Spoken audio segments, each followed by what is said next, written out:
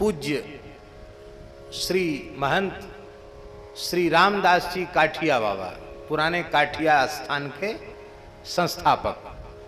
वृंदावन में पुराना काठिया आश्रम है, बहुत पुराना स्थान है, निम्बार्क संप्रदाय का।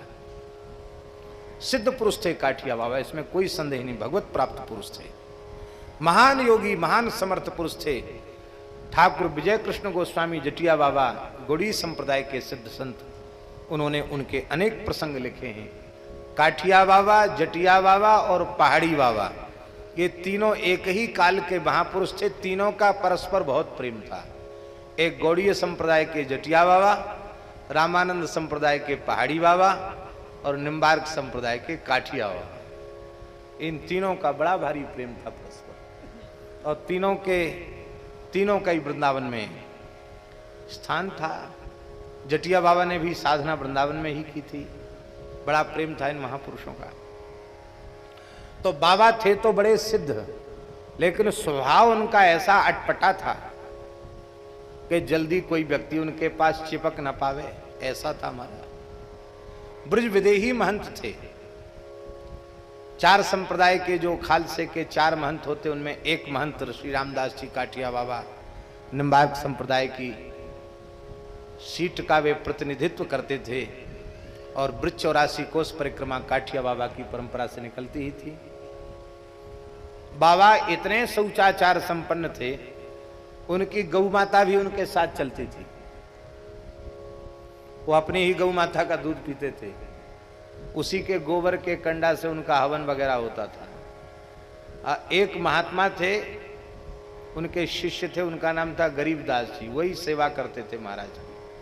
और महाराज इतनी बात बात पर गुस्सा करें कि शायद दुर्वासा जी भी गुस्सा करने में पीछे हो जाएं उनसे, ऐसा स्वभाव उनका। और सिद्ध ऐसे थे कि उस समय कलकत्ता के बड़े बैरिस्टर चौधरी बाबू, जिनका आगे चलकर नाम श्री संतदास काठिया हुआ, तो रामदास जी काठिया बाबा के उत्तराधिकारी शिष्य हुए। महाराज हाई कोर्ट कलकत्ता में था, सुप्रीम कोर्ट लंदन में था, अंग्रेजी शासन की बात है। तो चौधरी बाबू छत पर सो रहे थे, गर्मी का समय था, और काठिया बाबा आकाश मार्ग से आए। ऐसे सिद्ध योगी थे। ए चौधरी उठ, साधन कर, साधन कर। भजन करने आया, सोने नहीं आया, भजन कर, भजन कर। क्या भजन करूं? बोले बैरिस्टरी काम नहीं देगी, भजन करेगा तो ही पार पड़ेगा। क्या करूं? तो नाम बताइए, नाम जपा कर। अब वो तो कृपा करके बाबा चले आए। अब चौधरी बाबू बैरिस्टरी छोड़ के पूरे भारत में घूमे। वो महात्मा जिन्होंने आकाश मार्ग से आकर जगाकर कृपा की, वे कौन है? और वो घूमते घूमते आए वृंदावन में, तो देखा बाबा एक लंगोटी लगाए, काठ का आड़बंद पहनते थे, धूना चैतन्य था, और महाराज किसी चेले पर बहुत बिगड़ रहे थे, खूब गाली दे रहे थे उसको। सोचे महात्मा तो यही है जिनका हमने दर्शन किया। दुबला पतला शरीर था काठिया बाबा का, चोर हल्ला गुल्ला मचा रहे हैं, यही संत हैं। बैठ गए। पक्का हो गया कि भाषा, वाणी, शैली, स्वरूप यही है, यही महापुरुष है। ए, कहां से आया बच्चा? कलकत्ता से आया है। हाँ महाराज कलकत्ता से आया। ठीक है, ठीक है, ठीक है। आना जाना शुरू हुआ। अनेक चमत्कार भी उन्होंने देखे, लेकिन मन में सोचा कि मैं पढ़ा लिखा आदमी, और ये महात्मा इतने खरे स्वभाव के, इच्छा तो हो रही कि घर द्वार संसार छोड़ के बाबा जी बन जाऊं, लेकिन इनके पास हमारा गुजारा होगा कि नहीं, तो थोड़ा देख लें इनके पास रह के कि हमारी गुजर बसर हो पाएगी कि नहीं। कहीं ऐसा ना हो कि चेला बनने के बाद फिर भाव कम हो, फिर भागना पड़े इधर उधर। पढ़े लिखे आदमी में बहुत विचार होता है। लंदन में पढ़ाई की थी उन्होंने। तो राम जी 84 कोस की परिक्रमा में वो बाबा के संग हो लिए। गरीबदास जी रसोई बनाते थे, और अकेले महाराज की, सबकी रसोई नहीं, सबकी रसोई तो पंगत में बनती थी। महाराज बहुत पवित्रता से रहते थे, इसलिए उनका सब अलग ही हिसाब किताब था बाबा का। तो गरीबदास जी बनाते, पवाते, और उसी उनके प्रसादी जो बच जाता उसी को वो पाते। और बाबा डांटते, फटकारते, मारते उनको, सबके बीच में बहुत उनका अपमान करते। मन में सोचते चौधरी बाबू, आश्चर्य की बात है, सेवक के प्रति तो सबका प्रेम होता है, लेकिन कोई दुश्मन के साथ ऐसा व्यवहार नहीं करेगा। बेचारे को जब देखो तब गाली देते हैं, जब देखो तब उसको अपमान करते हैं, मारने पीटने लग जाते हैं, ठीक नहीं है। मन में सोचते कहीं हम भी चेला बने, हमारे साथ ऐसा हुआ तो हम तो भाग खड़े होंगे, हम तो नहीं एक दिन भी रुक पाएंगे। मन में सोचते। एक दिन ऐसा हुआ कि गरीबदास जी बना रहे थे रसोई महाराज की, अमनिया ठाकुर जी का, और टाट से जगह घेर दी जाती थी, गाय के गोबर से लिप जाता था। एक महिला बंगालीन आई और उसने आकर केवल टाट को छूकर ऐसे देख लिया कि भीतर क्या हो रहा है। बाबा ने देख लिया, अब बाबा चिल्लाए, वो भगी।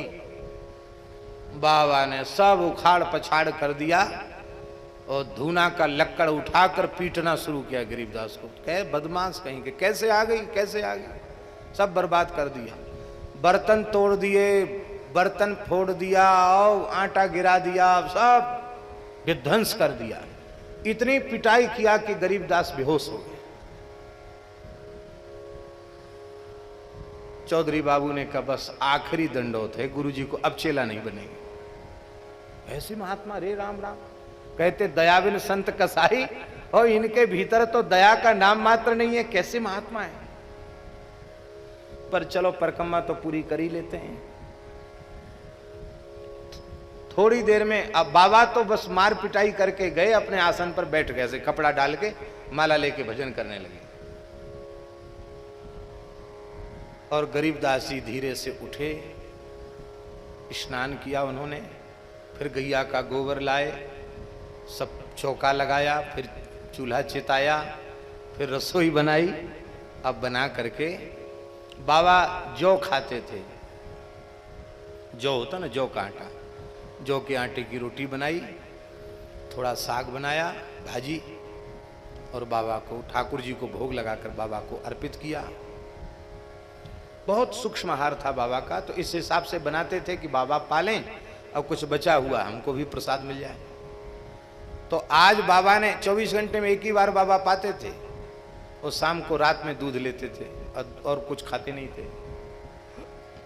आज बाबा ने ऐसी लीला की कि एक कण भी नहीं छोड़ा, सब खा गए। बचा खुची रोटी वे सबला सब धर दे, सब खा गए, पूरा खा गए।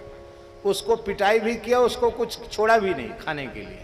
गरीबदास एक कटोरी में घी लेकर के बाबा के तलवे पर घी मलने लगे गाय का। तब तक उनके आंख से आंसू टपक गया। लाइट बिजली नहीं थी उन जमानों में। बाबा ने कहा, हे गरीबदास, ये पानी कहां से गिरा, रो रहा है क्या? उठ के बैठ गए, रो रहा है? जैसे पूछा रो रहा है, फूट फूट के गरीबदास रोने लगे। क्या हुआ, ज्यादा पिटाई कर दे इसलिए रो रहा है क्या? नहीं गुरुजी, ये तो हमारा सौभाग्य है, आपका इतना प्यार, आपका इतना स्नेह मुझे प्राप्त है, मेरा सौभाग्य। मैं आज इसलिए रो रहा हूं कि इतने दिन की हमारी की गई सेवा बेकार हो गई। आज हम आपको समय से प्रसाद नहीं पवा पाए, आपको प्रसाद पाने में 2 घंटे 2.5 घंटे का विलंब हो गया। मैं इसलिए बहुत रो रहा हूं। मैं आपका बालक हूं, आपका चरण सेवक हूं। बस एक ही प्रार्थना है। वहीं बैठे थे, उसी समय बाबा ने उठा करके गरीबदास को हृदय से लगाकर कहा, बच्चा, आज तू मेरी परीक्षा में उत्तीर्ण हो गया, मैं अत्यंत प्रसन्न हूं, बोल क्या चाहिए, मांग। ऐसा वैसा गुरु नहीं हूं मैं, जो चाहे तुरंत प्रदान कर सकता हूं, क्या चाहिए बोल। आपके चरण कमलों की सेवा से बढ़कर भी कोई उपलब्धि है क्या? अंतिम क्षण तक में, हमारी जब अंतिम श्वास हो तब तक मैं आपकी सेवा करूं। और आप संतों के मुख से सुना है कि इसी जीवन में युगल सरकार का दर्शन हो जाए यही मानव जन्म का फल है। तो एक बार युगल सरकार श्यामा श्याम की झलक पाना चाहता, बस इतनी सी बात, हो जाएगा हो जाएगा हो जाएगा।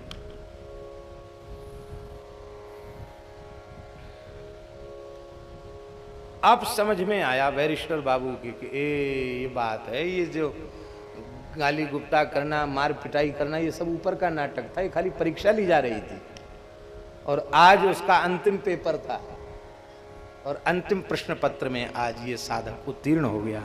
उसके बाद फिर बाबा ने कभी गरीबदास को डांटा नहीं, फटकारा नहीं, फिर व्यवहार उनका एकदम बदल गया। और लोगों से करते, पर गरीबदास परीक्षा में पास हो गए, अब तो क्या है।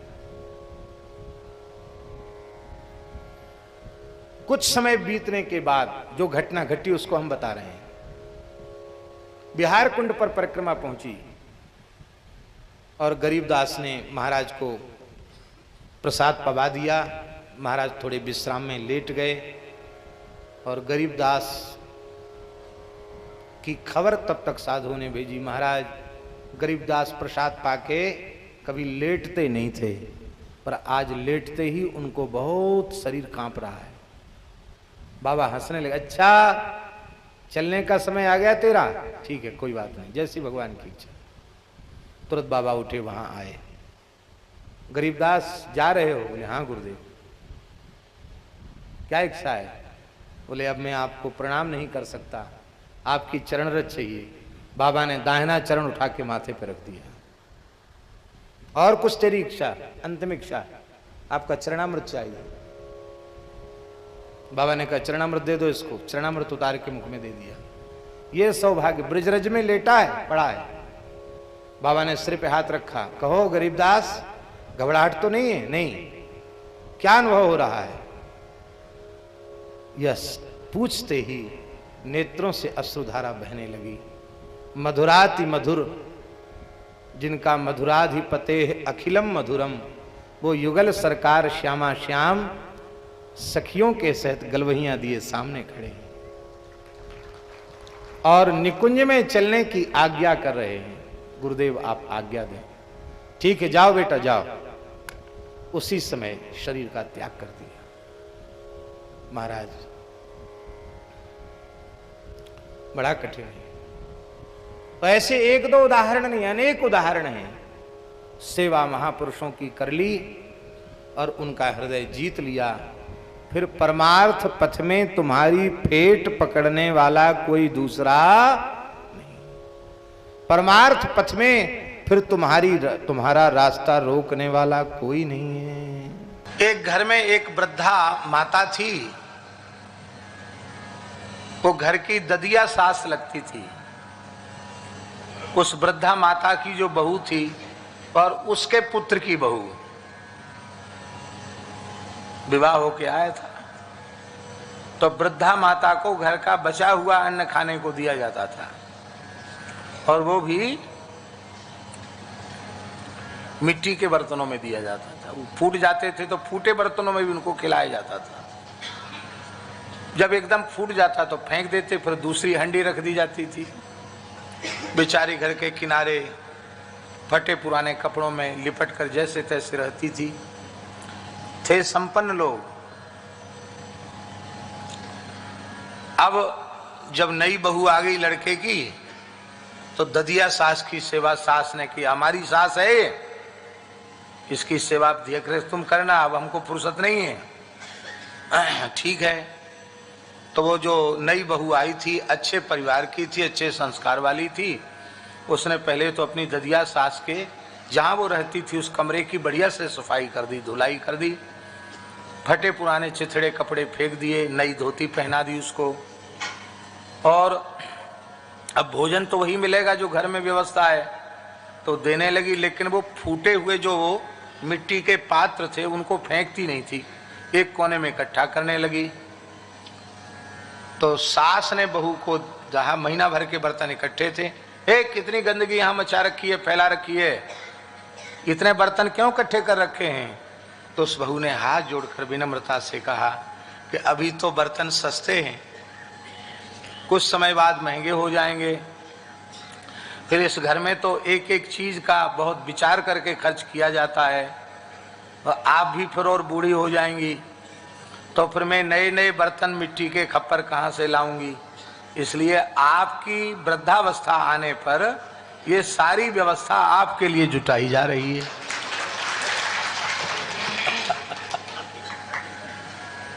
सोई सास की आंखों के सामने अंधेरा छा गया। वो समझ गई कि हम जो अपनी सास के प्रति व्यवहार कर रही हैं, मैं जो अपनी सास के प्रति व्यवहार कर रही हूं, यही व्यवहार मेरी बहू पहले से पक्का किए बैठी है कि मैं भी अपनी सास के साथ ऐसा ही व्यवहार करूंगी। उसने अपनी भूल को स्वीकार किया और उस वृद्धा को बढ़िया उत्तम स्थान घर में रहने के लिए दिया। अब घर की देवता के समान उसकी घर में पूजा होने लगी। घर सुख और समृद्धि से भर गया। ये कोई कहानी हमने पढ़ी थी, उस कहानी का सारांश हमने आपको बताया है। कहने का आशय ये है, अपनी संतान को शिक्षित करने के लिए, मातृ पितृ भक्ति के संस्कार देने के लिए पहले आप स्वयं अपने वृद्ध पिता माता की सेवा करें, उनकी आज्ञा का पालन करें। देखो, महाभारत में अनुशासन पर्व में एक बहुत ऊंची बात आई है, लिखने योग्य बात है। महाभारत में अनुशासन पर्व में भीष्म पितामह कह रहे हैं कि माता, पिता और गुरु ये तीन अत्यंत सेवनीय हैं। कौन कौन? माता, पिता और गुरु। अब वो लिख रहे हैं, भगवान व्यास लिख रहे हैं महाभारत में, भीष्म पितामह कह रहे हैं कि जो जातक, जो व्यक्ति अपनी जन्मदात्री माता की सेवा करता है, उनकी आज्ञा का पालन करता है, उन्हें प्रसन्न रखता है, उस व्यक्ति को धरती का संपूर्ण सुख बिना मांगे मिल जाता है। इस धरती की कोई भी सुख सुविधा, कोई भी पद प्रतिष्ठा उसके लिए दुर्लभ नहीं है, यदि उसने अपनी जन्मदात्री माता की सेवा करके उसे प्रसन्न कर लिया। जो व्यक्ति अपने जन्मदाता पिता की सेवा करके, उनकी आज्ञा का पालन करके पिता को संतुष्ट कर देता है, उसको मरने के बाद स्वर्ग जाने की आवश्यकता नहीं, उसको जीते जी स्वर्ग का सुख धरती पर प्राप्त हो जाता है। आगे की बात तो बड़ी विचित्र कही है भीष्म जी ने। वे कहते हैं, पर युधिष्ठिर, कोई व्यक्ति अपने निश्चल निष्कपट भाव से सेवा करके गुरुदेव को संतुष्ट कर ले, तो फिर वह तो ब्रह्मलोक का भी अतिक्रमण कर जाता है। इसका मतलब है वो वैकुंठ का अधिकारी हो जाता है। इसी बात को पद्म पुराण में भगवान व्यास ने कहा, चिंतामणिर्लोक सुखम सुरद्रुः स्वर्ग संपदम प्रयच्छति गुरु प्रीतो वैकुंठम योगी दुर्लभम। चिंतामणि संसार का सुख दे सकती है, स्वर्ग का सुख नहीं। कल्प वृक्ष स्वर्ग का सुख दे सकता है, ज्ञान भक्ति वैराग्य नहीं दे सकता, मोक्ष नहीं दे सकता, किंतु सद्गुरुदेव प्रसन्न हो जाएं तो योगी दुर्लभ वैकुंठ को प्रदान कर देते हैं। इसलिए माता, पिता और गुरु, इन तीन का सदा आदर करना चाहिए, इन तीन का सदा सत्कार करना चाहिए, इनकी आज्ञा का पालन करना चाहिए। देखो, हम लोग अपने को राम भक्त या कृष्ण भक्त मानते हैं, ठीक है, वो पिताजी की बात नहीं मानते, पिताजी के चरणों में प्रणाम नहीं करते। तो ईमानदारी से अपने आप से पूछो, क्या आप राम भक्त कृष्ण भक्त कहलाने लायक हो?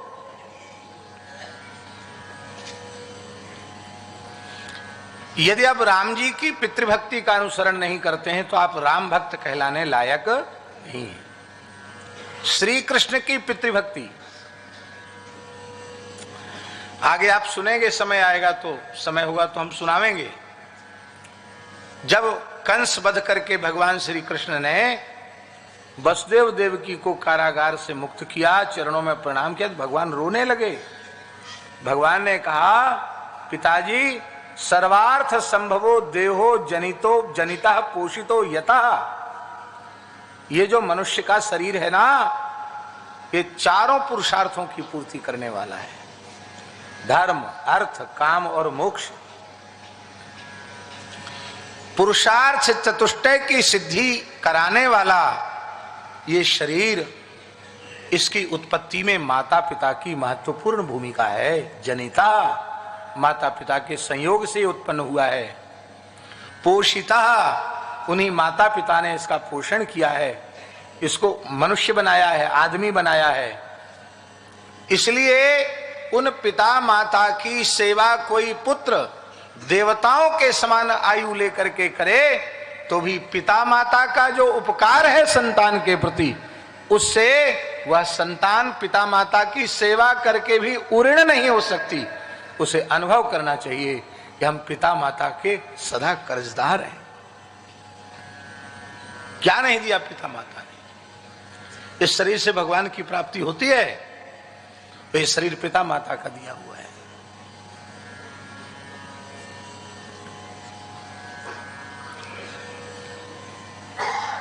पितृमातृ भक्ति का बहुत बड़ा महत्व है। इस बात को नाभाग जी के चरित्र में देखने को प्राप्त होता है। इसलिए पिता माता का सदा आदर करो।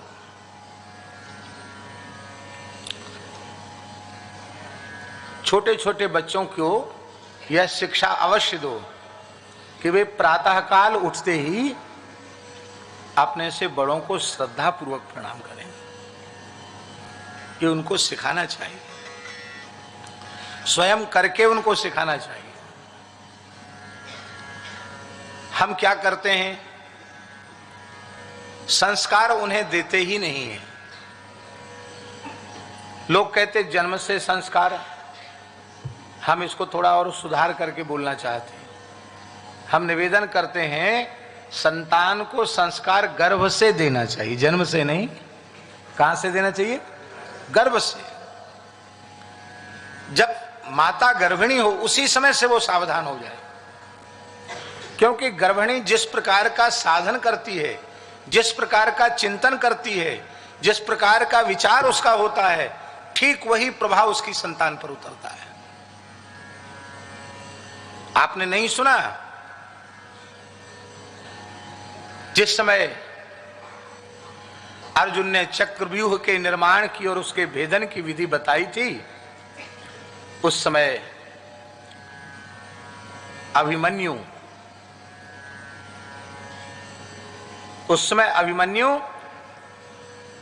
माता सुभद्रा के गर्भ में थे।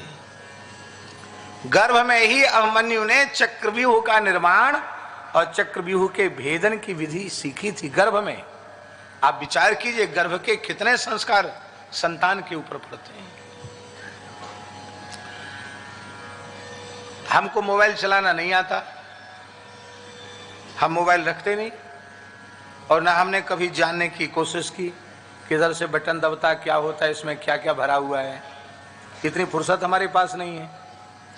और देखते हैं इतने छोटे छोटे बच्चे फोटो खींच लेते हैं और दिखा भी देते हैं कितनी बढ़िया फोटो खींची। तो हमको तो यही समझ में आता है कि पेट में बालक होगा और मैया ने दिन भर मोबाइल चलाया होगा। बालक या बालिका तो जैसे पेट से ही अभिमन्यु चक्रव्यूह भेदन से सीख के आए, ऐसे आजकल के बालक मोबाइल चलाना भी लगता पेट से ही सीख के आते। और हमारा जब जन्म हुआ तब मोबाइल ही नहीं था। गांव की हमारी मैया, उसको कहां पता मोबाइल का, इसलिए हमको मोबाइल चलाना नहीं आता। ये हंसाने के लिए हम नहीं बोल रहे हैं, हम कह रहे हैं गर्भिणी अवस्था में माता को एक महान तपस्विनी के जैसा रहना चाहिए। ये सामान्य बात नहीं है।